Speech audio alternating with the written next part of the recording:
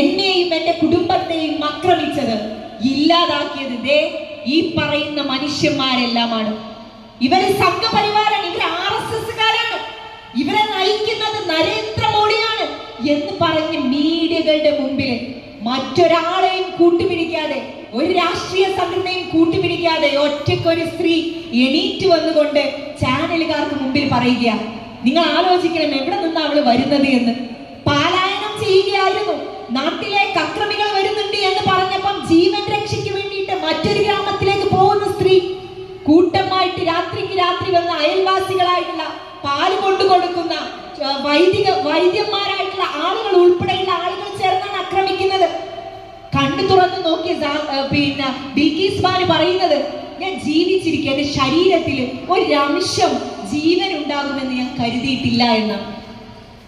എന്റെ ശരീരത്തിൽ ജീവൻ ഉണ്ടാകുമെന്ന് ഞാൻ കരുതിയിട്ടില്ല.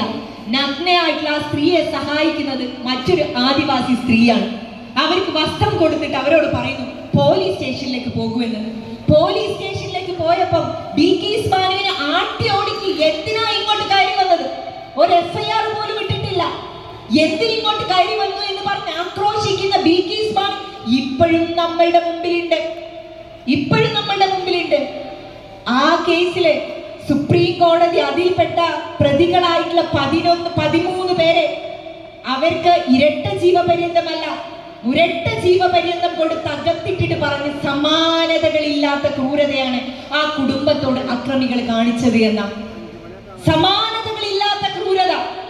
അവരെ ഹാങ് ചെയ്യേണ്ടതായിരുന്നു. പക്ഷേ ഈ രൂപത്തിലെ ചാർജില് ഞങ്ങൾക്ക് അതിന് പ്രയാസമാണ്. പക്ഷെ ഒരു കാര്യം ഞങ്ങൾ ഉറപ്പ് പറയുന്നു, സമാനതകളില്ലാത്ത പൈശാചികമായിട്ടുള്ള ക്രൂരതയാണ് ആ കുടുംബത്തോട് കാണിച്ചത്. അതുകൊണ്ട് കിടക്കട്ടെ ജയിലിൽ എന്ന് പറഞ്ഞ് അകത്തിട്ടതാ.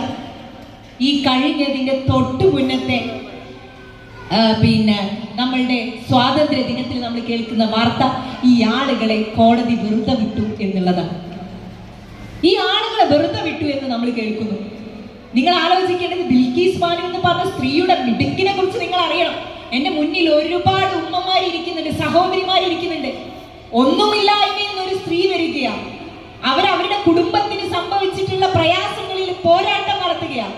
അവർ കൃത്യമായിട്ട് രാഷ്ട്രീയപരമായിട്ട് ചിന്തിച്ചു തുടക്കമായിരുന്നു. അവർ പറഞ്ഞു ഗുജറാത്തിൽ ആ സംഭവം നടന്നത്, ഗുജറാത്തിൽ സംഭവം നടക്കുമ്പോൾ അത് ഗുജറാത്ത് കോടതിയുടെ പരിധിയിലാണ് പെടുക.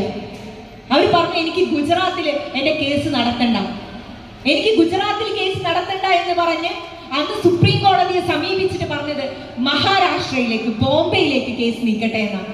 അങ്ങനെ ബോംബെയിൽ കേസ് നടത്തുക. ആ കേസ് അവിടെ നടത്തിയത് കൊണ്ടാണ് ഈ പ്രതികളെ പിടിച്ച് അകത്തിടാൻ പറ്റിയത്. ഈ പ്രതികളെ പിടിച്ച് അകത്തിട്ടത് അവിടെ കേസ് നടത്തിയത് കൊണ്ടാണ്. അതിനുശേഷം ഇവരെ വെറുതെ വിട്ട സമയത്ത് ബിൽക്കീസ് ബാനു ഒരു ചോദ്യം ചോദിച്ചിരുന്നു. ആ ചോദ്യം ഈ എന്റെ മുന്നിലിരിക്കുന്ന നിങ്ങളോടും എന്നോടും ഉൾപ്പെടെയുള്ള ആളുകളോടാണ്. ഞാൻ ഇനി നീതിക്ക് വേണ്ടിയിട്ട്, ഈ രാജ്യത്ത് നീതിക്ക് വേണ്ടിയിട്ട് എവിടെ പോകും എന്നുള്ളത് വലിയ ചോദ്യമാണത്.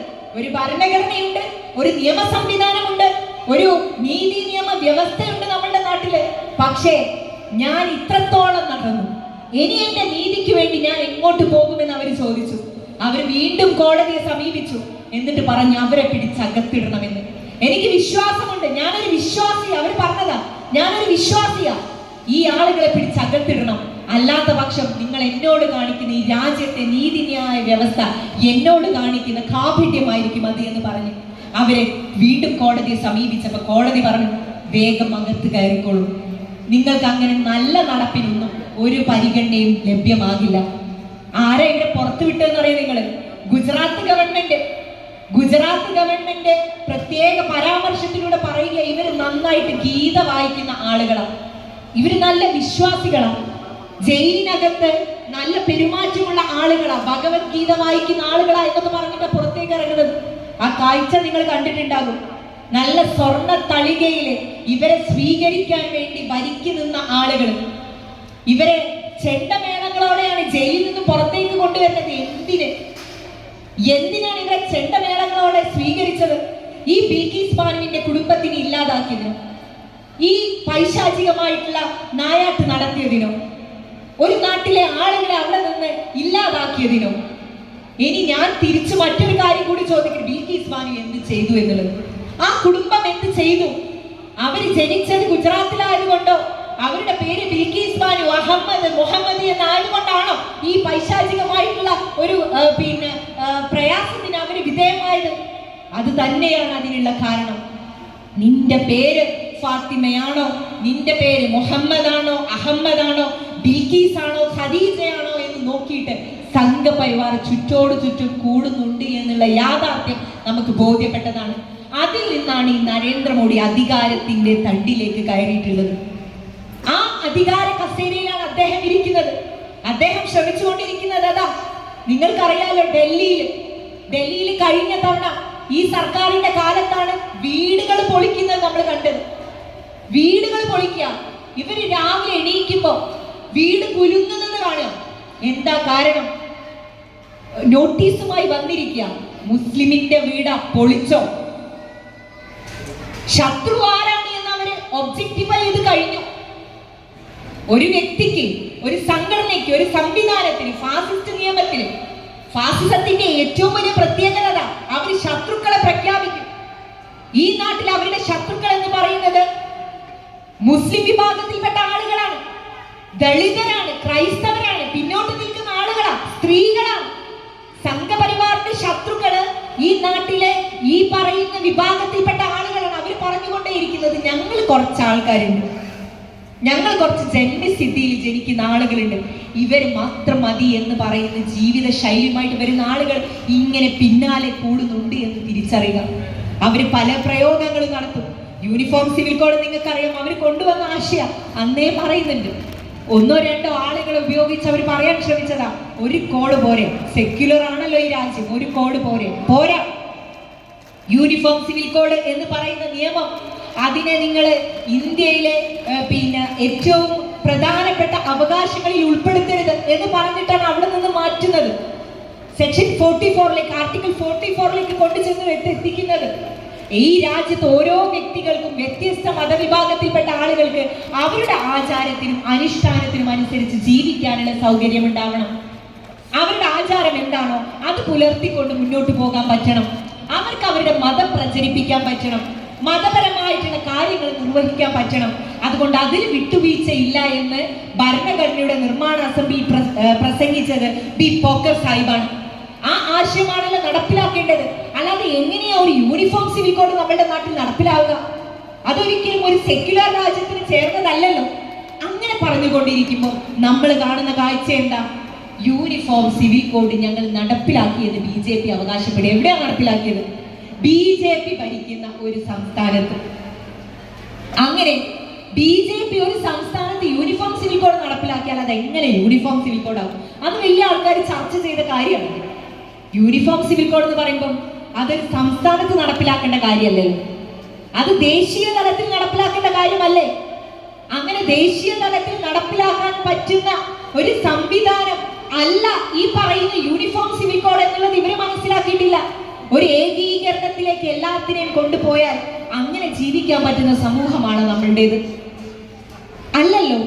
വ്യത്യസ്ത ഭാഷകള്, വ്യത്യസ്ത ചിന്തകള്, വ്യത്യസ്ത വേഷങ്ങള്, ആചാരങ്ങള്, അനുഷ്ഠാനങ്ങള്, ഭക്ഷണങ്ങള് തുടങ്ങി വൈവിധ്യങ്ങളാണ് നമ്മളുടെ നാട്ടില്. ഹസീൻക വരുന്നുണ്ട്, ഞാൻ അദ്ദേഹത്തിനെ സംഘാടകർക്ക് വേണ്ടിയിട്ട് സ്വാഗതം ചെയ്യുകയാണ്. വെൽക്കം ഹസീൻക. ഞാൻ പറഞ്ഞു വന്നത് യൂണിഫോം സിവിൽ കോഡിനെ കുറിച്ചാണ്. അത് യഥാർത്ഥത്തിൽ ഏറ്റവും കൂടുതൽ ബാധിക്കാൻ പോകുന്നത് മുസ്ലിം സമൂഹത്തിനെയാണ് എന്ന് ആരോ പറഞ്ഞു. ആരോ അല്ല അത് പറഞ്ഞത്. നമ്മളോട് ചോദ്യം ചോദിക്കുന്നവരും നമ്മളോട് ഉത്തരം പറയുന്നവരും ഒരേ ആളുകളാണ് എന്ന് നിങ്ങൾ തിരിച്ചറിയണം. നമ്മളോട് ചോദ്യം ചോദിക്കുന്ന ആളുകൾ ആരാ? അത് ഈ പറയുന്ന ആളുകളാ, ഫാസിസ്റ്റുകളാ, സംഘപരിവാരികളാ. അവര് തന്നെയാ നമ്മൾക്ക് ഉത്തരവ് തരുന്നത്. ഞങ്ങൾ ഇങ്ങനെ ഒരു നിയമം ഇവിടെ കൊണ്ടുവന്നാൽ പെടാൻ പോകുന്നത് നിങ്ങളാണ്, മുസ്ലിങ്ങളാണ്. തെറ്റ്. എങ്ങനെ മുസ്ലിം സമൂഹം അതിൽ പെടും? മുസ്ലിം സമൂഹത്തെക്കാൾ കൂടുതൽ ഹൈന്ദവ സമൂഹത്തിൽ വ്യത്യസ്ത ആചാരങ്ങളുണ്ട് അല്ലേ? വിവാഹത്തിൽ പോയി നോക്കിയാൽ നിങ്ങൾക്ക് കാണാം, ചിലര് താലി ചാർത്തുമ്പോഴുള്ള വ്യത്യാസങ്ങള്, അവരുടെ വിവാഹ ചടങ്ങുകളിലുള്ള വ്യത്യാസങ്ങള്, മരണസമയത്തുള്ള വ്യത്യാസങ്ങൾ, ചിലർ അടക്കം ചെയ്യുന്നത് വ്യത്യസ്ത രൂപത്തിലാണ്. ചിലർ ദഹിപ്പിക്കും, ചിലർ മണ്ണിൽ അടക്കം ചെയ്യും. ഇതിലൊക്കെ വ്യത്യസ്തമായിട്ടുള്ള രീതികളുണ്ട്.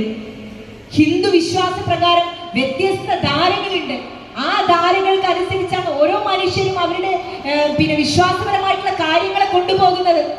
അങ്ങനെ യൂണിഫോം സിവിൽ കോഡ് കൊണ്ടുവന്നത് ഇത് മുസ്ലിം സമൂഹത്തിന് നേരെയുള്ള വെല്ലുവിളിയാണ് എന്ന് നരേന്ദ്രമോദിയും അമിത്ഷായും അവകാശപ്പെടുന്നുണ്ട് എങ്കിൽ അവരോട് പറയാനുള്ള മറുപടി, ഇതിനെ എതിർക്കാൻ വേണ്ടി അന്നും ഇന്നും എന്നും മുന്നിൽ നിന്നവരിലെ ഹൈന്ദവരായിട്ടുള്ള സഹോദരങ്ങളുണ്ട് എന്നുള്ളതാണ്. ഹൈന്ദവ വിശ്വാസികളായിട്ടുള്ള ആളുകളാണ് ഇത്തരത്തില് ഈ യൂണിഫോം സിവിൽ കോഡിനെ എതിർക്കുന്നതിന് വേണ്ടി മുന്നോട്ട് വന്നിട്ടുള്ളത്.